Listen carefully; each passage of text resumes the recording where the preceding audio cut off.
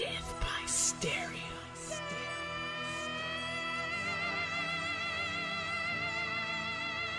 Death by stereo.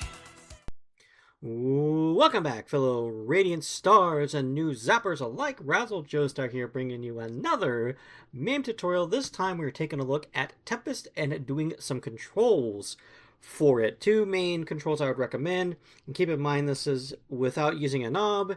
This is if you're just stuck with using non-knob hardware such as a keyboard and mouse, which are my two main ways of playing this game. And I call them the two best ways because it really just depends on preference at the end of the day. And I'll go over the settings there. As you can see, I've also got an overlay. You can see what buttons I'm pushing on the keyboard and whatnot to hopefully help with keeping track of what keys I'm pushing and whatnot when navigating menus and things of that nature. So without any further ado, let's get into it. So yeah, Tempest originally used a knob that you would twist to move your little ship around, like you see in the demo sequence there. So MAME, of course, is going to try to emulate that because that's how MAME do.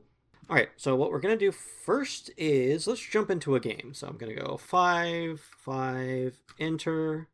1, and I'm going to push, I have 4 set up here and I'll show you why. I'm going to pause with the P key, then we're going to push tab to bring up our menu. You can see I've got my little MAME pointer here.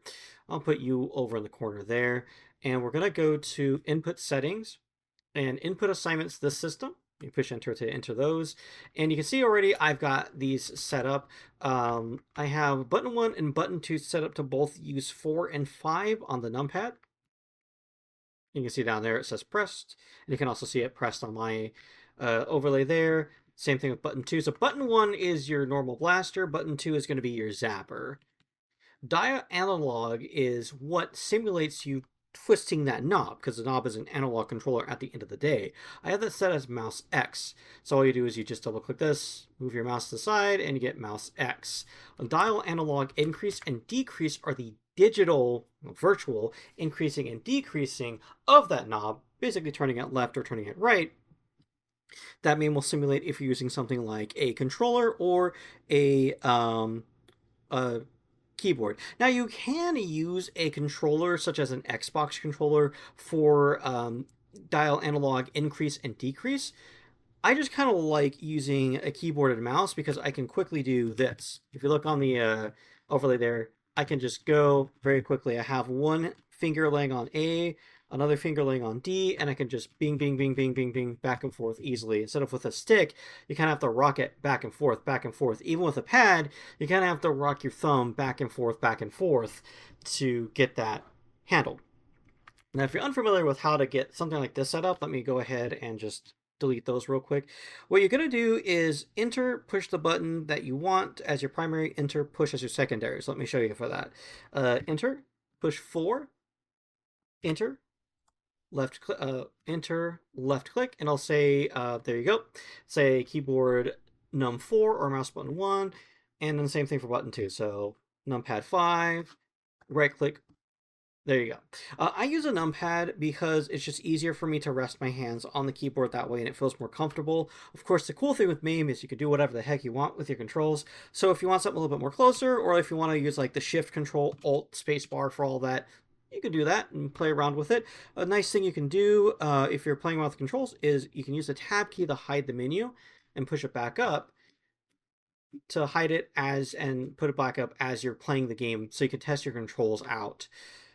Without having to navigate all the way through the menus. So once you've got your controls set up, we use the arrow keys to go to return to previous menu, enter, and we're going to come down to analog input adjustments and hit the enter key there. So what this is it sets up the analog input adjustments. So things like the sensitivity, the increment, decrease, increase, decrease speed, I'll call it, and things of that nature. So increment and decrement speed is tied mainly to that digital version of it when you're using something like that's not like an analog device, like a like the keyboard or the joystick. Now you might also be asking, why don't you use the joystick as the replacement knob, so to speak? It's because of how MAME reads your joystick. So when you hold your stick to the left and then you return to the center, MAME reads that as if you're twisting the knob in the opposite direction. So you're little dude's gonna go all over the place, and I don't know how to mitigate that yet. If somebody knows, let me know, and I'll check it out and see what I can do for you there. I have it set to 30, and I'll show you why in some gameplay footage. And sensitivity set to 15, so that's going to be sensitivity for a analog device or mouse in this case. So let's go ahead and just push the tab key, get rid of that, and push the P key to unpause the game. I'm going to go ahead and reset with the F3 key, put a couple of coins in the machine, so to speak, push the 1 key. We're going to start with level 1, and I'll show you some gameplay with the keyboard. So with 30, you can kind of get your ship briskly around. If you set it too low, you're going to need multiple taps or hold the button down longer in order to get your ship to jump from column to column. You can kind of see in some cases I still need to kind of double tap, but that's if I'm like very, very carefully trying to go from one to the other. In general, zipping around like this, I can just go back and forth. And you can kind of also see what I mean by that, whipping back and forth. Because, you know, I play a lot of games, and it's just kind of like one of those, I'd rather have it just instantaneously than, you know, maybe it's just a preference. Of course, always use whatever you feel like. If you want to use the joystick for the analog increase and decrease, do it, by all means. You know, that's a cool thing I like about MAME, is that you can take someone's configuration, fool around with it, and get something that you like. So that's kind of how it's working with the keyboard. So let's switch to the mouse. So with the mouse, you can just go left and right, and then you can kind of see, you can kind of see the ship a little moving around a bit. I need to move it around a bit, move the mouse with the right a little bit more. But I like it because you can just kind of have more of that firm control. It seems to read the mouse pretty good when it comes to simulating that knob control, if you see there. And again, much like with the keyboard being set to 30, you can zip around relatively easy. And again, the cool thing is, if you want the if you want to have it more to where you need to move the mouse more, let me try that again. You can set the sensitivity to where you like it. So if you think the mouse zips around too fast, pull up your tab key, go to dial sensitivity, move that up and down, play around with it. Unfortunately, I don't think there's any cheats that allow for invulnerability if you have MAME cheats installed, which is unfortunate because that can make it easier to set your controls without worrying about dying and having to restart a new game. But there you go. And I like the mouse. I kind of do like the mouse, but I jump back and forth. It's kind of like with audio surf. Sometimes I want to use the keyboard, the joystick. Sometimes I want to use the mouse. It just kind of depends on my mood. Although I do admit the mouse does give you a little bit more of that firm control. Not firm control, but more of that accurate keyed up control. So, there you go. I'm just going to go ahead and just crash myself there. And that really is all there is to it. Very quick, simple way of setting up your controls. And again, this is not for knobs. So if you have a knob, you can pretty much... well, you can still set the sensitivity, I'd imagine, for the knob itself. But this is just if you don't have those peripherals. Because they do make knobs you can buy for your computer. I just don't have access to those yet. One of these days I hope to get those, and if I do, you can bet your bottom dollar I will be making a tutorial video showing how to plug that sucker in and get it set up and all that stuff. But anyways, thank you so much for watching, fellow Dazzlers and new players alike. Well, Radiant Stars. Dazzlers is the old title for my subscribers. But thank you so much for watching.